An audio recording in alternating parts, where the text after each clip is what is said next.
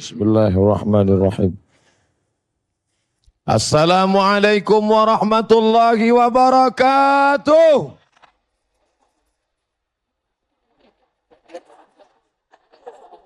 Bersyukur kepada Allah dengan mengucapkan Alhamdulillahi Rabbil Alamin. Berselawat kepada Rasulullah dengan mengucapkan Allahumma salli ala Sayyidina Muhammad wa ala ali Sayyidina Muhammad. Menghormati orang yang layak mendapatkan penghormatan. Guru kita Al-Mukarram Syekhuna Ustaz Arifin Ilham, Bapak Kapolda, hadirin hadirat, Bapak Kapolri, mohon maaf, grogi. Hadirin hadirat, muslimin muslimat, yang langsung maupun di mana berada, semoga kita dimuliakan Allah Subhanahu wa taala. Amin. Ya Rabbal Alamin. Apa visi misi kita? Untuk apa Allah buat kita berada di atas muka bumi ini? Ketika Allah berkata, Inni ja'ilun fil ardi khalifah. Aku ingin menjadikan manusia itu sebagai pemimpin di atas muka bumi. Saat itu apa kata malaikat? Ataj'alu fiha. Untuk apa kau buat mereka? Mayyufsidu fiha. Mereka hanya akan berbuat kerusakan. Wa yasfikud dima. Mereka hanya akan menumpahkan darah. Lawan dari dua kalimat itulah tujuan Allah menciptakan kita. Mereka hanya akan yufsidu fiha, membuat kerusakan. Wa yasfikud dima, menumpahkan darah. Lawan dari membuat kerusakan adalah berbuat kebaikan. Lawan dari menumpahkan darah adalah menjaga darah agar tidak tumpah. Berbuat kebaikan. Tapi apa yang terjadi? Zaharal fasadu fil barri. Terlihat kerusakan di atas muka bumi. Wal bahri, di lautan. Bima kasabat aidin nas. Karena perbuatan manusia. Lalu dari mana malaikat tahu bahwa manusia itu akan membuat kerusakan? Bahwa manusia itu akan menumpahkan darah, berkelahi, berperang, memancung leher, menembak, memanah, menembak. Dari mana malaikat tahu? Ternyata sebelum kita dulu ada makhluk yang lebih tua daripada kita. Setiap kali Allah berkata tentang dua makhluk, pasti mereka lebih dulu disebut daripada kita. Wa ma khalaqatul jinna wal insa qul la in jama'atil jinnu wal insu alladzi waswisu fi sudurin nas minal jinnati wan nas. Dia lebih tua daripada kita. Makanya sering dia mengganggu kita karena dia merasa makhluk yang kalah. Dan memang dia selalu kalah. Ketika Nabi Sulaiman alaihissalam ingin memindahkan kursi singgasana Balqis dari Yaman ke Palestina. Apa yang dikatakan oleh Balqis? Apa yang dikatakan oleh Sulaiman?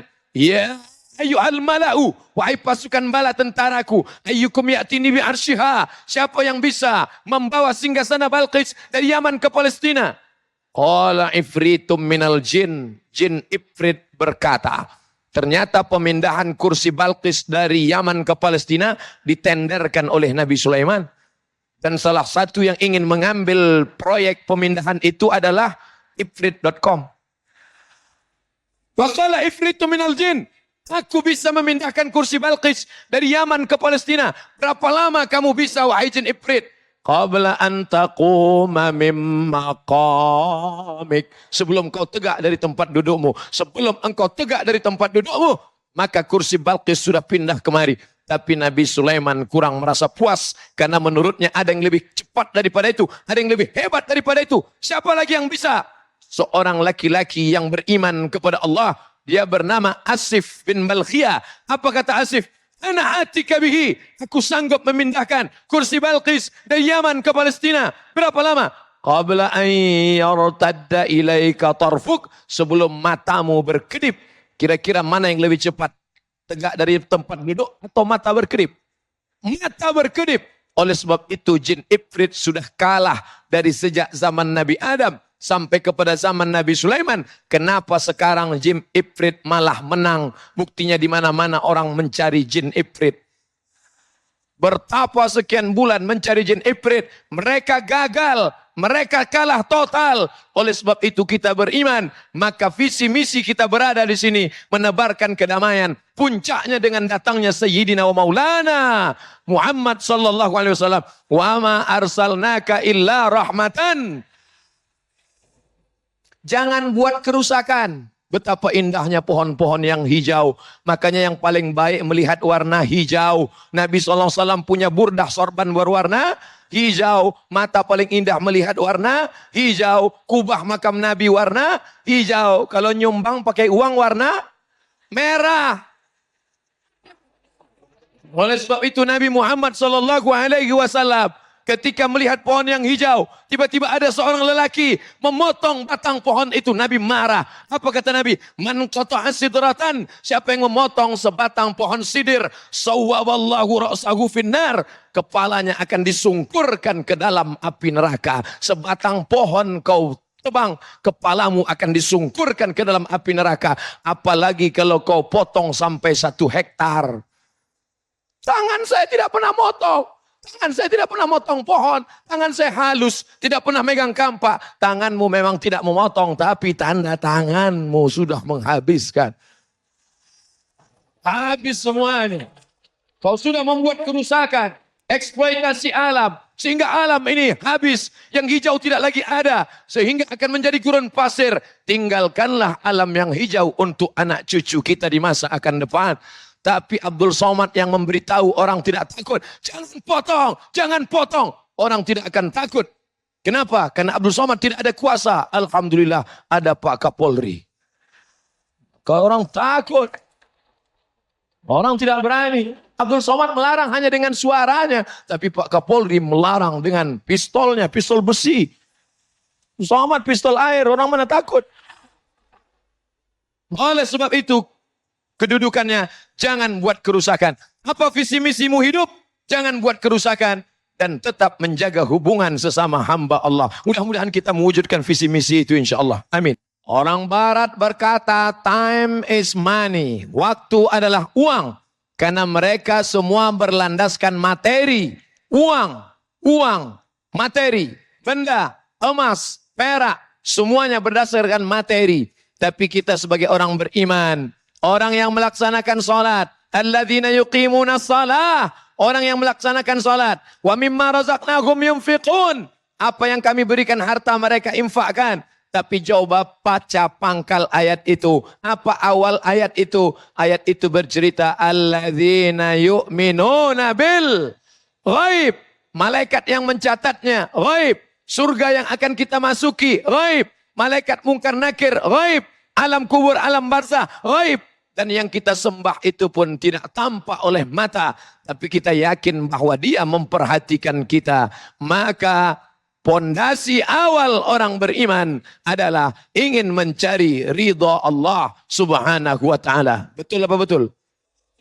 Maka dalam segala hal, motivasi amal perbuatan kita. Hari libur, mestinya ini waktunya santai. Di rumah, sambil nonton TV, baring-baring, bareng-bareng. Tidak ada kegiatan.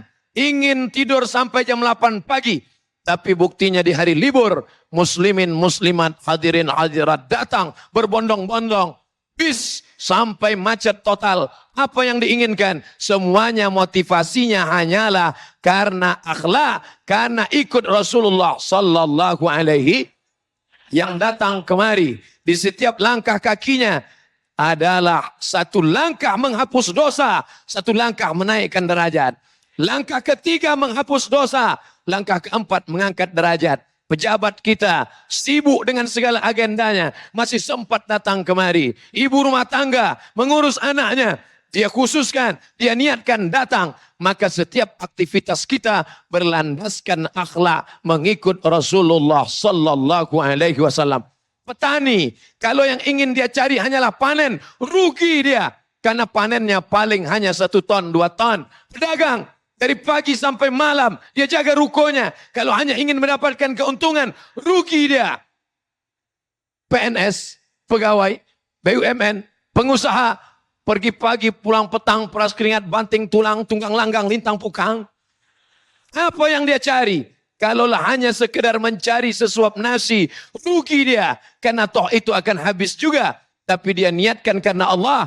Dan landasannya semuanya adalah landasan akhlak. Dari siapa sumber akhlak? Innama bu'ithu liutammima makarimal akhlak. Seorang pegawai, kalau dia masuk jam 8 pagi sampai pulang jam 4 sore, maka berdasarkan akhlak. Kalau solatnya dia khusyuk, kalau saat solat dia takut waktunya hilang, maka saat bekerja pun juga dia khusyuk. Takut dia makan uang negara, takut dia makan APBD, APBN. Karena dia akan dituntut di hadapan Allah Subhanahu wa Ta'ala. Betul? Apa yang membuat dia takut?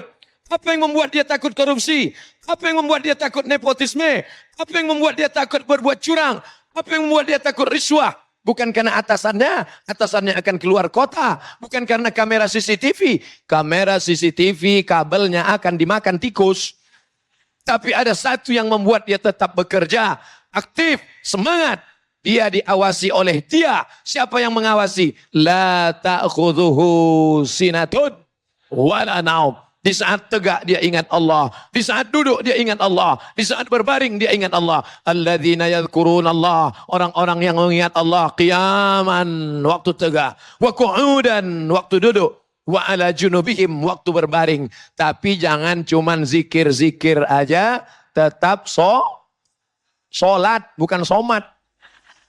Tetap solat. Ketika masjid kantor mengajak berkumandang azan. Hayya 'alas shalah.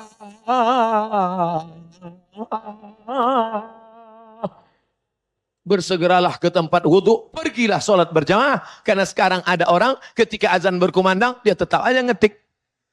Bro, enggak sholat. Yang penting hati ingat Allah. Oh, enggak bisa begitu. Siapa yang tidak ikut Nabi Muhammad SAW? Man ahdatha, siapa yang membuat-buat ibadah, malaisa alaihi amruna, yang tidak aku ajarkan, tidak ikut seperti aku, fahuwa rad, maka amal itu mardud, tak diterima Allah Subhanahu wa Ta'ala. Bagaimana cara solat? Sallu kama ra'aitumuni usalli. Solatlah kamu sebagaimana aku solat. Bagaimana cara haji? Bagaimana cara tawaf? Bagaimana cara sa'i? Bagaimana cara melontar jumrah? Bagaimana cara wukuf di padang Arafah? Khudhu anni manasikakum. Ambillah cara ibadah itu dari aku. Dari siapa dia? Nabi Muhammad sallallahu alaihi wasallam. Kalaulah seorang pedagang menimbang timbangannya, hanya mencari keuntungan semata, maka mata kita tajam melihat. Berapa ini? 1 kilo. Berapa ini? 1 kilo. Ketika kita timbang pulang ke rumah ternyata 9 ons. Bersyukur masih ada ibu-ibu yang matanya tajam di pasar. Kurang, tambah. Bersyukur masih ada ibu-ibu yang matanya tajam. Ketika baca Quran dia nggak ngelihat gua. Tapi melihat timbangan tajam matanya. Saat itu ibu bersyukur. Saat itu pedagangnya juga bersyukur.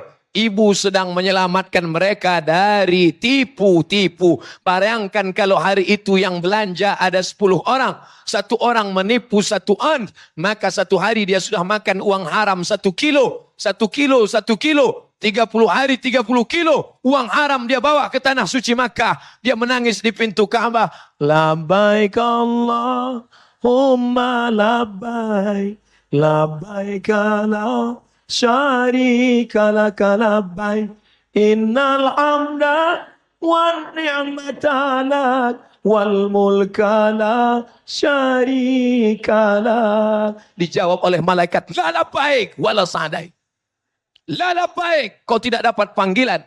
Wala sa'daik, kau tidak dapat haji mabrur. Kenapa? Zaduka haram. Karena kau berangkat dengan uang haram. Jangan heran orang yang berbuat, beramal, berniaga, berdagang, berkantor. Tidak berdasarkan ajaran. Tidak berdasarkan akhlak Islam. Tidak memberikan efek pada perbuatannya. Saya heran Pak Ustadz. Pak Haji itu sudah bolak-balik pulang haji. Nggak ada pengaruhnya. Kenapa demikian? Dulu sebelum berangkat haji pakai celana pendek. Sekarang nggak pakai celana sama sekali. Nggak ada perubahan dalam diri. Oleh sebab itu maka segala akhlak perilaku kita mestilah berdasarkan akhlak dari Rasulullah sallallahu alaihi wasallam. Apa beda etika, moral, akhlak? Kesepakatan sekelompok manusia di satu daerah untuk menerapkan suatu etika. Itu etika. Buktinya ketika kita naik pesawat, semua di pesawat itu ramah. Bapak nomor berapa? Mau minum apa? Sudah makan? Tasnya ditaruh di atas saja ya. Sudah pakai safety belt? Sudah. Semuanya ramah. Begitu sampai di airport, semuanya nggak kenal. Kenapa? Itu etika di penerbangan. Tapi akhlak Islam, di mana-mana tempat ada akhlaknya. Petani, pedagang ada akhlaknya. Engkau seorang petani, sampai di kebun ada lubang tanah. Engkau tidak mau buang air kecil di dalam lubang tanah itu. Kenapa? Karena di dalam lubang tanah itu ada sarang serangga. La yabulanna ahadukum. Jangan kalian buang air kecil. Maaf. Jangan kencing di dalam lubang tanah. Di dalam lubang tanah ada sarang serangga. Bayangkan di dalam mereka sedang pilkada. Tiba-tiba datang angin puting beliung dan banjir bandang. Semoga kita juga ada pilkada damai tahun 2018 dan 2019. Terima kasih. Subhanallah. Baik pemirsa yang dirahmati Allah, sangat jelas sekali bagaimanakah kita melaksanakan visi dan siapakah manusia sempurna yang patut kita contoh, sebuah visi yang telah berhasil untuk mengislamkan kehidupan di muka bumi ini. Dialah adalah Nabi Muhammad SAW. Pemirsa yang dirahmati Allah, sangat jelas sekali bahwa melaksanakan visi bukanlah kita sendiri yang melaksanakan. Kita harus bersama-sama. Maka visi dan misi itu harus kita mulai daripada kehidupan rumah tangga kita. Itulah yang akan dijelaskan dalam segmentasi selanjutnya. Tetaplah bersama kami. Damai Indonesiaku. Seindah-indahnya hidup di dunia, kalau dijalani sendirian juga terasa hampa. Oleh sebab itu ketika Adam berada di dalam surga sendirian, dia lihat ada sesosok sepasang burung merpati yang sedang bersenda gurau di atas pohon. Kelihatannya mereka sedang bercanda. Maka terbersitlah dalam pikirannya, oh indahnya kalau hidup ini dijalani berdua. Begitu jugalah kita, maka hidup sendirian. Maka Allah ciptakan dari makhluk yang sama dengan kita. Bukan dari kalangan jin. Bukan dari kalangan yang diciptakan dari api. Tapi min amfusikum. Dari diri kamu sendiri. Makna dari kamu sendiri adalah sesama manusia. Pasangan-pasangan hidup. Maka laki-laki yang soleh-soleh, yang baik-baik ini insya Allah. Amin. Dipertemukan dengan perempuan yang soleha. Loh. Laki-laki semua. Mana perempuan? Ternyata az-zikra memuliakan perempuan. Siapa bilang perempuan direndahkan? Di sini, di majelis zikir, perempuan dimuliakan, dinaikkan derajatnya beberapa tangga ke atas. Makanya dari tadi saya tidak mau melihat ke atas. Takut ada fitnah di antara kita. Nah, oleh sebab itu kau katakan, wahai pria-pria soleh, oh my dear, oh, pujaan hati, belahan hati, buayan jiwa. Aku tidak pernah mencari engkau, kau pun tak pernah mencari aku. Di az-zikra kita bertemu. Di majelis yang paling baik, majelis zikir. Bersama orang-orang baik, para ulama. Mengkaji yang baik-baik. Ayat Al-Quran dan hadis Nabi Muhammad SAW. Laki-laki hamba Allah, bukan hamba harta, bukan hamba kuasa, bukan hamba dunia. Abdullah menikah dengan perempuan, bukan pengkhianat, bukan penjahat. Perempuan yang jujur dan amanah. Aminah. Pernikahan antara Abdullah dengan Aminah. Lahirlah anak terpuji bernama Muhammad SAW. Kita sambut kedatangannya dengan lapang hati, lapang dada. Sallallahu ala Muhammad marhaba. Sallallahu alaihi wasallam marhaba. Marhaba. Senang hati kami menyambutmu nak. Buah hati belayan jiwa. Buah dari pernikahan yang baik. Maka lahirlah generasi akan datang yang akan melanjutkan kehidupan kita di atas dunia ini insya-Allah. Amin. Siapa yang akan menjadi orang-orang ternama di masa akan datang yang lalu hilang tak berkesan, tapi yang akan datang mereka yang akan memimpin dunia ini, maka ada rumah tangga yang baik. Laki-laki, bersiaplah kalian menjadi rumah tangga, kepala rumah tangga, karena kalian akan menikah dengan perempuan, karena Allah menciptakan dua makhluk, yaitu Adam dan Hawa. Tidak pernah Allah menciptakan Adam dan Asep. Mohon maaf Kang Asep, tidak ada tujuan untuk melecehkan. Ini semua demi kebaikan, bahwa jangan terkena penyakit ada yang berbahaya. Narkoba bahaya, zina bahaya, tapi ada lebih berbahaya karena nanti tidak akan punya keturunan. Lalu dunia ini diisi oleh siapa? Itulah penyakit bernama LGBT. Ketika lalu lewat anak gadis dia cuek aja. Tapi kalau ada yang lajang ganteng, wow. Na'udzubillah. Oleh sebab itu, ikutkan dia di program Az-Zikra. Ikut berzikir, insya Allah. Dengan zikir, kabur setan-setan yang menggoda dia. Karena ada salah satu yang dilaporkan oleh ARSY, Asosiasi Ruqyah Syariah Indonesia. Ada seorang pengidap LGBT, setelah diruqyah, dibacakan zikir, kabur. Ternyata yang mengganggu dia, jin LGBT. Sebelumnya kalau manggil, sayang, sini sebentar. Tapi begitu setelah diruqyah, sini sebentar. Buat program di sekolah-sekolah, di majelis. Apa nama programnya? Be a man. Maka akan lahirlah laki-laki yang perkasa. Olahraganya apa? Berkuda. Olahraganya apa? Silat. Olahraganya apa? Aikido. Kalau badannya agak besar apa? Sumo. Maka mereka ini dari keluarga. Tapi dua makhluk ini berbeda. Laki-laki dari planet Mars, perempuan dari planet Venus. Bertemu di bumi, kata orang bule begitu. Yang laki-laki mau makannya telur dadar. Yang perempuan maunya mata sapi. Sama-sama telur aja dia beda. Pakaiannya beda, sukunya beda. Tapi mereka disatukan oleh satu tujuan. Apa dia? Kita akan memiliki anak-anak yang soleh dan solehah. Mereka pun berkata, Rabbana hablana minas salihin. Suami pun berkata, Rabbana hablana min azwajina wa dzurriyyatina qurrata a'yun. Tidak ada gunanya dia kaya kalau dia tidak berinfak, berzakat, bersedekah. Betul. Tidak ada gunanya dia punya kekuasaan kalau tidak dia pakai menolong agama Allah. Betul. Tidak ada gunanya dia alim kalau tidak bermanfaat buat seluruh umat, betul. Oleh sebab itu maka yang kita minta anak-anak itu bukan kaya, bukan hebat, bukan masyhur, bukan terkenal. Tapi yang kita minta dia soleh, bukan somat. Kita minta dia menjadi anak yang soleh. Makanya selesai berwudu kita berdoa. Asyhadu an la ilaha illallah syarikalah. Wa asyhadu anna sayyidina Muhammadan abduhu wa rasuluh. Allahumma ja'alni minat tawabin. Waj'alni minal mutatahirin waj'alni min ibadika salihin. Kenapa minta anak-anak yang soleh? Kenapa minta diri jadi orang yang soleh? Karena ketika kita sedang tasyahud, yang kita minta assalamu alayka ayuhan nabi wa rahmatullahi wa barakatuh wassalamu alayna wa ala ibadillahis. Mudah-mudahan anak-anak kita menjadi anak-anak yang soleh insyaAllah. Istri solehah, suami soleh, anak soleh-solehah, maka dunia diisi orang-orang soleh, tidak terlalu sulit untuk mencapai tujuan. Allahu Akbar.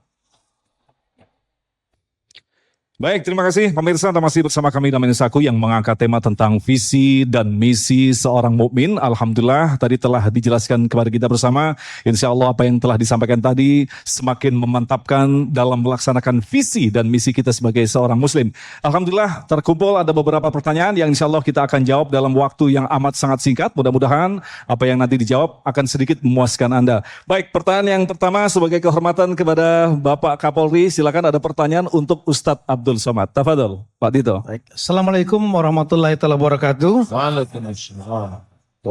Yang saya hormati Sobil Baut, tentunya Ustadz Arifin Ilham, yang kita cintai bersama Ustadz Abdul Somad, serta segenap majelis Az-Zikra yang insya Allah dirahmati oleh Allah Subhanahu Wa Taala. Amin. Mungkin pertanyaan saya agak sedikit umum. Kita melihat bahwa ada beberapa negara yang penduduknya muslim ini terjadi gejolak seperti di Syria, kemudian di Afghanistan, di Irak, di Yaman, bahkan ada beberapa lain mungkin di Mesir tempat juga Pak Ustadz pernah sekolah juga ada gejolak yang sama. Yang ironis bagi kita adalah konflik itu terjadi antara muslim dengan muslim lainnya. negara Indonesia inilah negara yang sangat besar, yang penduduknya dengan jumlah muslim terbesar di dunia. Nah, pertanyaannya mungkin apakah kemungkinan konflik seperti Syria, di Irak, di Afghanistan bisa terjadi di Indonesia? Kalau mungkin terjadi, bagaimana kita bisa mencegahnya dan bagaimana kira-kira khususnya selaku Polri, Kapolri, kepolisian dapat bisa mengatasinya dalam rangka mencegah itu. Terima kasih. Assalamualaikum warahmatullahi wabarakatuh. Terima kasih, Pak Tito. Silakan, Ustaz. Apapun bisa saja terjadi, maka dalam Al-Quran dikatakan in ja'akum fasiqun binaba'in, kalau datang orang bawa suatu berita, fatabayyanu, klarifikasi. Oleh sebab itu yang selalu membuat kita tidak baik adalah komunikasi yang tidak baik. Alhamdulillah kita bisa duduk bersama dalam satu majelis antara saya dengan Ustadz Arifin Ilham, tidak boleh ada orang lain yang merusak hubungan kami. Ketika ada isu menyampaikan ke saya, Ustadz Somad, Ustadz Arifin Ilham ngatain Ustadz, katanya untuk apa Ustadz penakut, nggak berani istri dua. Untuk saya klarifikasi, saya langsung datang. Apa benar Ustadz mengatakan demikian? Kata Ustadz Arifin Ilham, memang benar. Tentu ada. Begitu juga dengan ini, alhamdulillah kita bisa duduk bersama satu majelis sehingga ada percikan-percikan api, cepat kita padamkan. Jangan sampai dia seperti bom waktu yang siap meledak. Jangan sampai seperti api dalam sekam, maka dapat diselesaikan. Maka salah satu yang kita lakukan adalah tabayyun, klarifikasi. Yang kedua, kepastian hukum tentang yang tidak pasti dipastikan. Banyak WA masuk ke saya yang minta supaya langsung tanya ke Bapak dengan macam-macam pertanyaan. Ustadz Somad, tolong tanyakan kenapa es lilin ditangkap, es kobar enggak, macam-macam pertanyaan. Ini tidak bisa saya jawab, saya katakan. Dan ini mesti ada dari Mabes menjelaskan. Dan kalau itu dijelaskan dengan seksama, saya kira apa yang terjadi di sana, ada pihak ketiga yang merusak hubungan. Apalagi kita, di samping kita adalah Islam, tapi di samping itu juga kita budaya timur, budaya komunikasi yang baik, budaya Melayu, budaya adat istiadat kita, malah kita lebih unik. Kalau di sana negara yang besar terpecah menjadi kecil-kecil, menjadi 22 negara Arab, justru kita uniknya, kita adalah kerajaan Melayu-Melayu, dari atas kerajaan Aceh, turun ke bawah Sumatera Utara, 4 kerajaan Melayu Langkat, Melayu Delhi, Melayu Serdang, Melayu Asahan, masuk turun ke bawah, kemudian Melayu Siak Sri Indrapura, Melayu Indragiri, Melayu Riau Lingga, Melayu Pelalawan, turun ke bawah lagi Melayu Palembang, Melayu Jambi, sampai kerajaan Bengkulu, Lampung, dan semua itu menyatu menjadi negara kesatuan Republik Indonesia. Untuk itu insya Allah kalau ini kita jaga, kita pelihara, wa ma kana Allahu liyu'adzibahum wa anta fihim, azab tidak akan turun kalau Muhammad ada di tengah kalian. Wa ma kana Allahu mu'adzibahum wa hum yastaghfirun, dan musibah itu tidak akan ada selama kita beristighfar. Dan setiap hari, petang, pagi, siang dan malam, anak-anak tahfiz Quran di Az-Zikra ini beristighfar. Karena itulah insya Allah negeri ini akan tetap aman dan damai. Amin ya rabbal alamin. Allahu Akbar. Artinya dalam proses tabayun ini kita tidak buru-buru sekaligus menyebarkan hoax yang justru mengeruhkan suasana. Itu mungkin yang dimaksud tadi. Suka menyebar hoax. Karena nanti orang yang suka menyebar hoax walaupun amalnya baik, nanti dia akan masuk ke dalam surga, tapi surganya juga hoax. Baik, terima kasih. Pertanyaan untuk Ustadz Arifin Ilham. Surga. Baru dengar ada surga hoax. Ustadz Arifin, ibadah dalam bentuk apa yang dimaksud dengan tidaklah aku ciptakan jin dan manusia kecuali untuk beribadah kepadaku? Artinya tugas utama hidup di dunia ini adalah pengabdian kepada Allah. Karena itulah yang menjadi dasar semua aktivitas kita. Kita bekerja, profesi apapun, Arifin sebagai dai, beliau sebagai Kapolri, tugasnya ngabdi pada Allah. Jabatan, amanah. Tujuannya, ridho Allah. Peranannya, sebagai khalifah. Pedomannya, Al-Quran. Teladannya Nabi Muhammad Sallallahu Alaihi Wasallam. Orientasinya ingin selamat di akhirat. Alatnya apapun yang Allah amanahkan pada kita adalah alat untuk mencapai keridhaan Allah dan beribadah maksimal di jalan Allah. Jabatan alat, bukan tujuan. Popularitas alat. Beliau dikasih popularitas, beliau jadikan sebagai alat dakwah. Arifin diberi kesenangan zikir, ini menjadi alat dakwah, mengajak sebanyak-banyaknya. Alat, jabatan alat, pistol alat, harta alat, semuanya menjadi alat. Alat dakwah. Kenapa? Karena Allah tujuannya, teladannya Rasulullah SAW. Dan orientasi kita ingin selamat di akhirat. Dunia ini secuil sebentar. Jangan tertipu dengan permainan dunia ini. Itu yang buat orang beriman pede berjalan di muka bumi. Ibadur rahmanil ladzina yamsuna al-ardi hauna wa idza khatabahumul jahiluna qalu salama wal ladzina yabituna li rabbihim sujada wa qiyama. Hamba-hamba yang dekat dengan Ar-Rahman itu berjalan di muka bumi ini penuh dengan percaya diri, tapi dengan rendah hati. Dan kalau diejek, dihina, difitnah, dia mengucapkan salam, semoga Allah menyelamatkan kalian. Dan karakter mereka, ciri khas mereka, tengah malam mereka habiskan waktunya berlama-lama sujud dan lama-lama berdiri di hadapan Allah. Baik, terima kasih Kiai, dan pertanyaan selanjutnya nanti insya Allah akan dijawab oleh Ustadz Abdul Somad. Menyikapi banyaknya perbedaan dan perselisihan di kalangan ulama-ulama sekarang ini, bahkan dipertontonkan di media televisi yang justru membuat bingung masyarakat umum.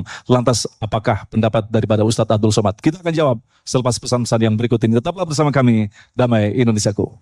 Baik, terima kasih Anda masih bersama kami Damai Indonesiaku, dan kita akan segera lanjutkan lagi segmentasi tanya jawab. Pertanyaan yang berikut yang akan dijawab oleh Ustadz Abdul Somad, menyikapi banyaknya perbedaan dan perselisihan di kalangan ulama sekarang ini, bahkan dipertontonkan di media televisi justru membuat bingung masyarakat umum. Mohon saran dari Pak Ustadz, silakan. Suatu ketika Imam Syahid Hasan Al-Banna masuk ke dalam masjid. Di masjid orang sedang bertengkar di bulan puasa tentang tarawih. Yang satu mengatakan tarawih mesti 11 rakaat. Kalau lebih dari 11 rakaat maka bid'ah. Wa kullu bid'atin dalalah wa kullu dalalatin finnar. Masuk neraka. Yang satu mengatakan tarawih tidak sah kalau 11 rakaat. Mesti 23 rakaat. Siapa yang melaksanakan kurang dari 23 rakaat bukan tarawih. Lalu Syekh Al-Hasan Al-Banna nanya, sholat tarawih itu hukumnya apa? Sunat. Kelahi dalam masjid hukumnya apa? Haram. Gara-gara yang sunat kalian kelahi dalam masjid. Yang mau melaksanakan 11 rakaat silakan ikut Nabi Muhammad SAW. Nabi melaksanakan 11 rakaat. Kenapa 11 rakaat? Waktunya enggak cukup. Karena rakaat pertama surat Al-Baqarah 2 juz 4 lembar. Sedangkan pada masa Umar bin Khattab, umat tidak sanggup tegak lama. Maka diangkatlah imam namanya Ubay bin Ka'ab. Kata Umar, Ubay ayatnya jangan panjang-panjang. Satu malam 1 juz saja. Tapi rakaatnya ditambah menjadi 20. Tambah witir 23 rakaat. Oleh sebab itu, kata para ulama, maka tarawih itu pilihannya 2. Kalau ayatnya panjang, rakaatnya dikit. Kalau ayatnya pendek, rakaatnya banyak. Umat kita cerdas, dia kombinasikan antara 2. Rakaatnya dikit, ayatnya pendek. Maka selalu saya sampaikan, marilah kita belajar fikih perbandingan mazhab. Membaca basmalah dalam Fatihah. Menurut mazhab Hanafi dan Hambali sir. Menurut mazhab Syafi'i jahar. Masjid ini pakai mazhab Syafi'i. Bismillahirrahmanirrahim. Tapi kalau Hanafi dengan Hambali sir. Alhamdulillahi Rabbil Alamin Ar-Rahmanir-Rahim. Sedangkan Maliki gak pakai bismillah sama sekali. Saya tinggal di Maroko 2 tahun, gak ada dengar baca bismillah. Allahu Akbar. Alhamdulillahi Rabbil Alamin. Tidak usah dipermasalahkan. Selama dia pakai Fatihah sah. Tapi kalau kita sudah tahu masjid ini pakai bismillah jahar, jangan kita rusak. Saya tahu saudara saya dari kalangan Muhammadiyah, bismillahnya sir. Karena majelis tarjihnya pakai mentarjihkan mazhab Hanafi dan Hambali. Maka saya 2 tahun ceramah di Masjid Muhammadiyah. Nggak pernah sekalipun mau jadi imam. Setiap kali diminta, Ustaz silakan maju. Atau karena ingin menjaga persatuan. Wallahu a'lam bishawab. Baik, terima kasih. Ustadz Arifin, mohon dijelaskan kaidah-kaidah dalam bertabayun. Subhanallah, walhamdulillah. Seorang mukmin dia diberi oleh Allah keindahan pemahaman. Kita diciptakan oleh Allah posisi mulut di tengah-tengah nih. Di antara 2 mata, 2 telinga, dan otak di sini. Ini artinya apa? Lihat dulu. Dengar dulu. Dengar. 2 pihak. Lihat 2 belah pihak. Lalu pikirkan baik-baik. Baru bicara. Fakir qabla an ta'jima. Pikir baik-baik sebelum kita bicara. Orang beriman itu hemat dalam bicara. Sehingga tidak gampang diprovokasi karena dia cerdas. Azihnu. Walaupun berbeda kecerdasan biasa dengan azihnu. Azihnu itu kecerdasan buah hadiah dari Allah karena ia sering sujud di hadapan Allah berlama-lama. Azihnu adalah kecerdasan menyelesaikan urusan dunia dalam hidayah Allah. Arifin ulang. Azihnu adalah kecerdasan menyelesaikan urusan dunia dalam hidayah Allah. Buah dari mujahadahnya sujud lama di tengah malam. Azihnu. Sehingga dia selamat. Kita apa saja ditelan, apa-apa kita share. Arifin setiap dapat berita, Arifin tabayun. Arifin tanya, gimana ini? Benar nggak ini? Benar nggak ini? Oh, fitnah. Ini Bapak Kapolri. Segala berita tentang, Arifin tanya langsung ke beliau, benar? Tentang Habib, Arifin tanya langsung ke Habib, ini benar? Selamat. Ini ada fitnah baru buat Arifin. Itu istri Ustaz Arifin itu udah 4. Wah, Arifin nggak marah. Ini fitnah yang Arifin tunggu-tunggu. Harus diaminkan begitu Kiai ya. Baik, Masya Allah. Ustadz Abdul Somad, apakah dalam melaksanakan visi dan misi Muslim, kita menggunakan kendaraan politik dibenarkan dalam agama? Berpolitik dalam agama. Sab'atun yuzilluhumullah. 7 manusia yang akan dapat naungan Allah. Yauma la zilla illa zilluh. Hari itu tidak ada naungan kecuali naungan Allah. Saat itu tidak lagi ada atap masjid. Wa takunul jibalu kal ihnil manfush. Gunung-gunung, bukit-bukit seperti bulu kambing yang dihembus angin. Di mana tempat kita bernaung, tapi ada yang dapat naungan. Yang pertama dapat naungan bukan ustadz. Yang pertama dapat naungan itu siapa? Imamun adilun, pemimpin yang adil. Makanya kalau engkau punya bakat politik, jangan berkoar di luar, calonkan dirimu, perbaiki umat dengan kekuasaan. Allahumma rzuqna imaman adila. Berikan kami pemimpin yang adil. Seandainya doamu makbul, dan doa itu cuma 1 saja, kata Imam Ahmad bin Hanbal yang dikutip oleh Syekh Yusuf Al-Qaradawi. Seandainya doamu makbul dan doa itu cuma 1 saja, jangan kau minta istri solehah karena yang menikmatinya hanya kau saja. Tapi mintalah pemimpin yang adil. Dengan itu seluruh negeri akan merasakan ketenangan, kenyamanannya.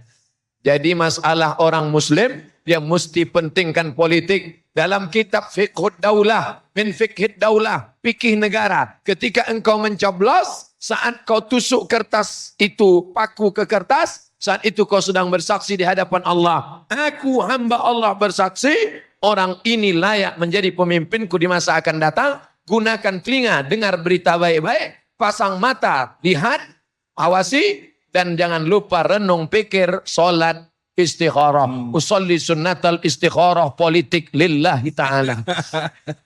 Setelah itu pilihlah ibu. Ibu sudah sholat istikharah? Sudah. Yang mana yang dipilih? Yang gambarnya ini Pak Ustadz. Kenapa pilih yang ini? Dia sudah ngasih rebana 1 set. Surat Yasin 3, baju kaos 2, sarung 1. Merek apa? Rahasia. Maka tuluskan, ikhlas karena Allah subhanahu wa ta'ala. Jangan kelahi hanya karena beda pilihan. Karena perkelahian kita hanya akan merusak kebangsaan. Allahu Akbar. Baik, pertanyaan terakhir barangkali untuk Ustadz Arifin Ilham dalam waktu yang sangat singkat ini. Bagaimanakah sesungguhnya visi dan misi seorang istri yang baik bagi suami dan keluarganya? Pertanyaan paling pas untuk beliau ini sebenarnya ini.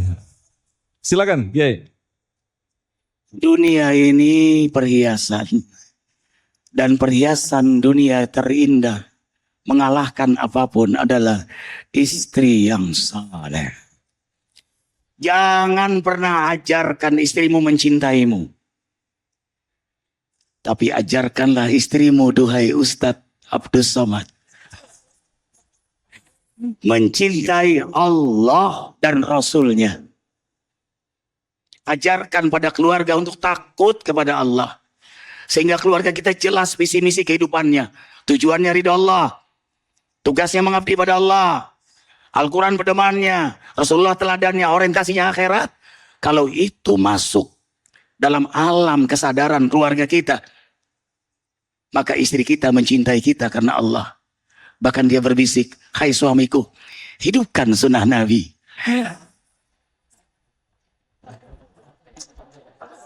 Masya Allah. Ustadz ada tanggapan Ustadz? Ustadz senyum-senyum barangkali ada tanggapan, silakan tentang istri yang baik dan soleh. Apa ada minat untuk menambah 1, 2, 3 lagi? Nazarta ilaiha saratka. Kalau kau pandang kepada dia, hatimu tenang. Kalau kau lihat dia, hatimu tenang. Itulah yang diakui oleh sebagian sahabat-sahabat kita. Alhamdulillah Pak Ustadz, saya kalau ngelihat dia hati saya tenang. Istrimu? Enggak, istri teman saya. Iza amartaha ata'atska. Kalau engkau perintah dia, kau ajak dia, dia patuh kepadamu. Patuh saja dia. Tolong tanda tangani materai 6.000, patuh dia. Yang ketiga, iza ghibta, kalau engkau pergi, dijaganya rumahmu, dijaganya anakmu, dia tidak selingkuh, dia tidak jadi pelakor. Dan kau pun tidak jadi senior. Apa itu senior? Senang istri orang. Maka insya Allah damailah dunia ini. Masya Allah. Demikian pemirsa Damai Nusaku untuk kesempatan kali ini, dan insya Allah Sabtu depan tanggal 10 Maret kami akan hadir dari Masjid Baitul Jabar Jati Pening Bekasi, yang insya Allah akan menghadirkan guru kita Kiai Haji Jujun Junaidi dan Syekh Ahmad Al-Misri. Agung Izul Haq dan kerabat kerja Damai Nusaku serta pendukung acara ini Sarung Wadimor, tentu sarung kita, mengucapkan terima kasih atas perhatian Anda. Assalamualaikum warahmatullahi wabarakatuh. Bagaimana mensucikan harta haram yang diperoleh dengan cara yang haram?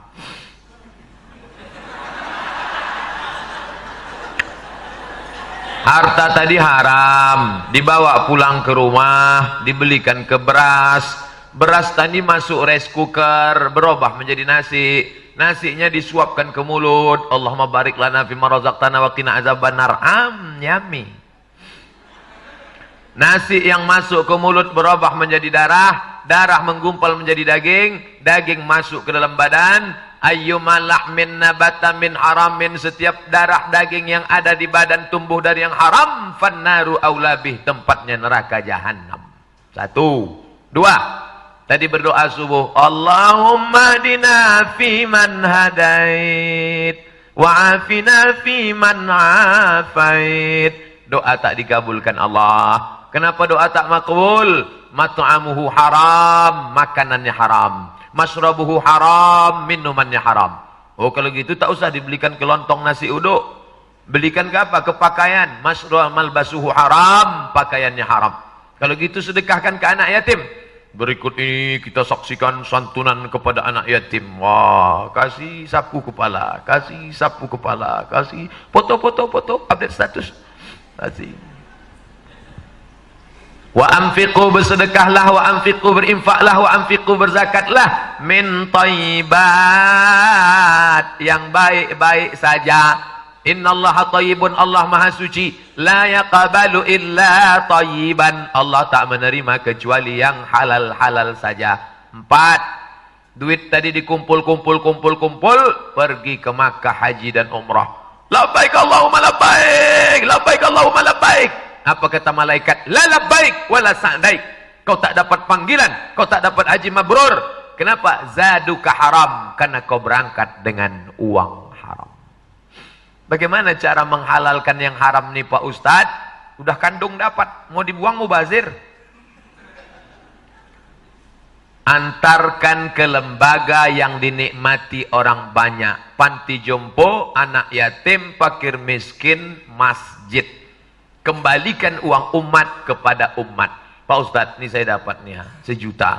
Kalau saya balikkan ke negara tak akan balik. Negara tak mau terima, udah tanda tangan. Kemana? Balikkan uang umat kepada umat. Alhamdulillah Pak Ustadz, yang 1 juta kemarin udah saya balikkan. Kalau 10 juta, saya istiqoroh dulu Pak Ustadz. Mau 1 juta, mau 10 juta, jangan. Disuap ke mulut anak. Anak-anak kita tuh hijau, bersih, suci, tak bernoda, fitrah. Ketika masuk ke dalam mulutnya darah dari haram, masuk ke dalam jantung, nih jantung sebelah kiri berdetak, terasa dia berdetak. Kalau tak berdetak, mati dah. Menyemprot darah haram nih, naik ke otak, naik dia ke otak, menyembur ke otak.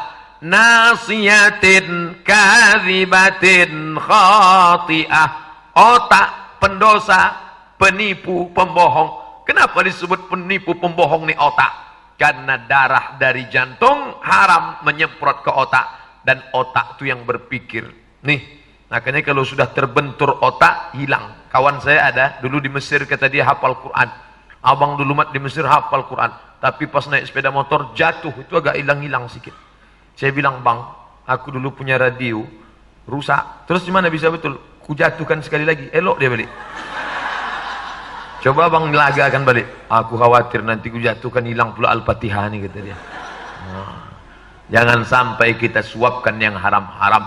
Begitulah caranya supaya kita bersih daripada yang haram. 2, bagaimana mensucikan harta halal tapi diperoleh dari sumber yang haram. Modal tadi haram, modal haram, dikembangkannya bisnisnya halal, maka modal haram itu pun tumbuh menjadi haram. Karena tak mungkin babi beranak kucing beranak itik. Haram pasti haram. 3, naha Rasulullah SAW an thamanil kalbi, Nabi melarang hasil babi. Wa mahril baghi, hasil prostitusi. Apa satu lagi? Wa hulwanil kahin, hasil perdukunan. Karena perbuatan itu haram, hasilnya pun ikut menjadi haram. Jadi bagaimana nih Pak Ustadz? Balikkan uang umat kepada umat. Berat perjuangan saya, itulah ujiannya. Ada orang diuji sakit, lulus. Ada orang diuji kebakaran, lulus. Ada orang diuji kesehatan, ditembak, mati, lulus. Tapi ketika diuji, maka ini berat ujiannya. Maka selamatkanlah kita. Saya sudah menyampaikan ini. Ustadz, apa memang tak pernah makan haram selama ini? Berusaha untuk menjauhi yang haram. Saya diundang ceramah ke bank konvensional, riba haram. Saya tak bisa datang, tolonglah Ustadz sampaikan. Iyalah, akhirnya saya datang, dikasihnya saya duit. Tentu hasil dari konvensional itu riba haram. Duitnya saya ambil, saya serahkan ke fakir miskin, ke anak yatim, ke masjid. Dikasihnya kuih kotak, saya bawa pulang. Jam 5, jam 6 saya puasa sunat. Azan saya dengar, Allahu Akbar, Allahu Akbar. Perut lapar, saya buka kuih tadi, lemper, sedap pula ini. Tapi haram. Haram apa halal? Haram apa halal? Haram apa halal? Tutup balik, ini haram. Nanti ajalah kuserahkan di simpang lampu merah. Biasanya banyak anak fakir miskin. Begitu sampai di lampu merah, satu pun tak ada fakir miskin. Seolah-olah mereka tahu saya bawa kuih haram. Masuk pengajian, ini belum buka puasa lagi. Masuk pengajian, ceramah, dikasih air putih segelas, minum. Selesai itu tanya jawab. Dari maghrib ke isya tanya jawab. Dari maghrib ke isya pengajian, dari isya tanya jawab setengah jam, saya pun pulang. Lewat jalan Sudirman, masuk jalan Nangka, mau mampir seafood, kerang rebus. Begitu mau turun, nampak saya orang buta, memegang kotak kuaci. Tak jadi saya buka puasa, saya tanya dia, Bapak tinggal di mana? Dekat di sini. Ada yang jemput? Tak ada. Ayolah saya antar. Yalah. Duduk, saya kasih dia kue kotak. Rupanya dialah yang rezeki makan. Nama Bapak siapa? Purba. Oh, si Purba ada yang cocok makan ini. Yalah. Itulah cerita kue haram tadi. Oleh sebab itu Allah menjaga kita, anak cucu kita, jangan sampai kita makan haram.